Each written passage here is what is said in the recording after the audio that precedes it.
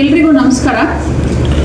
ನಾಳೆ 5ನೇ ತಾರೀಕು ನಮ್ಮ ವಿವಿಧ ಸಂಘಟನೆಗಳು, ಟ್ಯಾಕ್ಸಿ ಮತ್ತು ಆಟೋ ರಿಕ್ಷಾ ಸಂಘಟನೆಗಳು ಒಂದು ದೊಡ್ಡ ಪ್ರೊಟೆಸ್ಟ್ಗೆ ಕರೆ ಕೊಟ್ಟಿದ್ರು. ಇವತ್ತು ಸಂಜೆ ನಾವು ನಮ್ಮ ವಿಲ್ಸನ್ ಗಾರ್ಡನ್ ಪೊಲೀಸ್ ಅಧಿಕಾರಿಗಳು ಮತ್ತು ನಾವು ಇಲ್ಲ ನಮ್ಮ ಸಾರಿಗೆ ಆಯುಕ್ತರ ಕಚೇರಿಗೆ ಆ ಸಂಘಟನೆಗಳ ಇದು ಲೀಡರ್ಸ್ನ ಇವತ್ತು ಪದಾಧಿಕಾರಿಗಳನ್ನ ಕರೆದು ಪ್ರಿಲಿಮಿನರಿಯಾಗಿ ಏನು ಎತ್ತ ಅಂತ ಕೇಳಿದವಾಗ ಅವರು 2 ವಿಷಯದ ಬಗ್ಗೆ ನಾವು ಪ್ರೊಟೆಸ್ಟ್ ಮಾಡ್ತಾ ಇದ್ದೀವಿ ಅಂತ ಹೇಳಿದ್ರು. ಒಂದು, ಒನ್ ಸಿಟಿ ಒನ್ ಫೇರ್. ಈಗಾಗಲೇ ನಾವು 2024ರಲ್ಲಿ ಈ ಒನ್ ಸಿಟಿ ಒನ್ ಫೇರ್ ಅಂತ ಹೇಳಿ ಏನು ಮಿನಿಮಮ್ ಆ್ಯಂಡ್ ಮ್ಯಾಕ್ಸಿಮಮ್ ಫಿಕ್ಸ್ ಮಾಡಿಕೊಟ್ಟಿದ್ದೇವೆ, ಆ ಫೇರ್ಗಿಂತ ಅವರು ನಮಗೆ ಕಮ್ಮಿ ಕೊಡ್ತಾ ಇದ್ದಾರೆ, ಪೀಕ್ ಅವರಲ್ಲಿ ಜಾಸ್ತಿ ಕೊಡ್ತಾ ಇದ್ದಾರೆ, ಜಾಸ್ತಿ ಮಾಡ್ಕೊತಿದ್ದಾರೆ ಅವರು ಅನ್ನೋದ್ರ ಬಗ್ಗೆ ಅವ್ರದ್ದು ಕಂಪ್ಲೇಂಟ್ ಇದೆ. ಅದಕ್ಕೆ ನಾವೇನು ಹೇಳಿದ್ವಿ ಅಂತ ಹೇಳಿದ್ರೆ, ಅದಕ್ಕೆ ನಮ್ಮ ಎಲ್ಲ ಅಧಿಕಾರಿಗಳು, ಸಾರಿಗೆ ಅಧಿಕಾರಿಗಳು ನಾವೇನು ಹೇಳಿದ್ದೀವಿ ಅವ್ರಿಗೆ ಅಂದರೆ, ಒನ್ ಸಿಟಿ ಒನ್ ಫೇರ್ದು ನಾವು ಇಷ್ಟರಲ್ಲೇ ಈಗಾಗಲೇ ನಾವು ಅವರು ಅಗ್ರಿಗೇಟರ್ಸ್ನ ಕರೆದು ಸಭೆ ಮಾಡಿದ್ದೇವೆ. ಅವರಿಗೂ ನಾವು ತಿಳಿಸಿದ್ದೇವೆ, ಈ ಥರ ನೀವು ಈಗ ನಾವೇನು ಫಿಕ್ಸ್ ಮಾಡಿಕೊಟ್ಟಿದ್ದೇವೆ ಆ ಲಿಮಿಟ್ಸ್ ಒಳಗಡೆ, ಮಿನಿಮಮ್ ಆ್ಯಂಡ್ ಮ್ಯಾಕ್ಸಿಮಮ್ ಒಳಗಡೆನೆ ನಿಮ್ಮ ಫೇರ್ ಇರಬೇಕು, ಒಂದೇ ಥರದಲ್ಲಿ ಇರಬೇಕು ಅಂತ ಹೇಳಿ.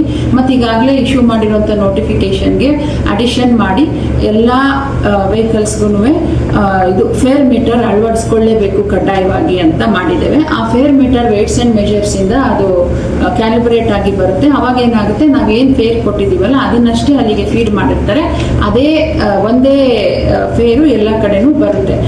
ಅದನ್ನು ನಾವೀಗ ನೋಡ್ತೀವಿ ಮೊದಲನೇ ವಾರದಲ್ಲಿ ಅಂತ ಹೇಳಿದ್ದೀವಿ. ಮತ್ತು ನೋಟಿಸು ಕೊಡ್ತೇವೆ ಅವರಿಗೆ, ನೀವು ಯಾವುದೇ ಸಮಯದಲ್ಲಾದರೂ ಈಗ ನಾವು ಫಿಕ್ಸ್ ಮಾಡಿಕೊಟ್ಟಿರೋದಕ್ಕಿಂತ ಕಮ್ಮಿ ತಗೊಳ್ಬಾರ್ದು ಅಂತ ಹೇಳಿ, ಮತ್ತು ಮ್ಯಾಕ್ಸಿಮಮ್ ಲಿಮಿಟ್ ಮೀರಬಾರ್ದು ಅಂತ ಹೇಳಿ ನಾವು ನೋಟಿಸನ್ನು ಕೊಡಲಿಕ್ಕೆ ಒಪ್ಕೊಂಡಿದ್ದೇವೆ.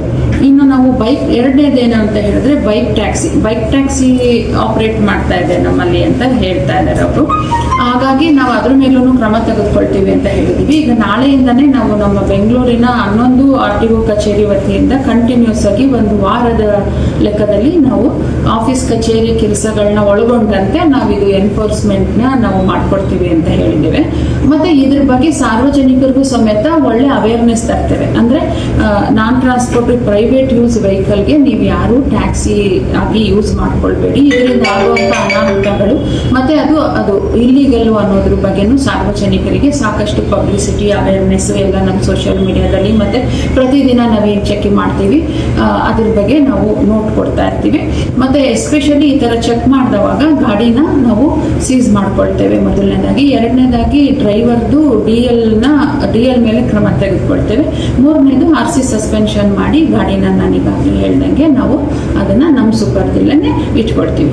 ಇದಾದ ನಂತರ ನಾವು ಮತ್ತೆ ಒಂದ್ಸತಿ ಎಲ್ಲರೂ ಕೂತು ಈಗಾಗಿರೋ ಅಂಥದ್ದು ಏನಾಗಿದೆ ಅನ್ನೋದನ್ನು ಪ್ರಗತಿ ಪರಿಶೀಲನೆ ಮಾಡಿ ಮತ್ತೆ ಮುಂದುವರಿತೀವಿ ಅಂತ ಹೇಳಲಿಕ್ಕೆ ಇಷ್ಟಪಡ್ತೇವೆ. ಆದ್ದರಿಂದ ಈಗ ನಾಳೆ ನೀವೇನು ಕೈಗೊಂಡಿದ್ದೀರಾ ಆ ಪ್ರೊಟೆಸ್ಟ್ ಕೈಬಿಟ್ಟು ನಮ್ಮ ಜೊತೆಲೇ ನೀವು ಈ ಒಂದು ಎನ್ಫೋರ್ಸ್ಮೆಂಟ್ ಆಕ್ಟಿವಿಟೀಸ್ಗೆ ಕೈ ಜೋಡಿಸಿದ್ರೆ ನಾವು ಸಮೇತ ಈ ಒಂದು ಕಾರ್ಯವನ್ನು ಯಶಸ್ವಿಯಾಗಿ ನಡೆಸ್ಕೊಡ್ತೀವಿ ಅಂತ ಸಾರಿಗೆ ಇಲಾಖೆ ಪರವಾಗಿ ಹೇಳಲಿಕ್ಕೆ ಇಷ್ಟಪಡ್ತೀನಿ.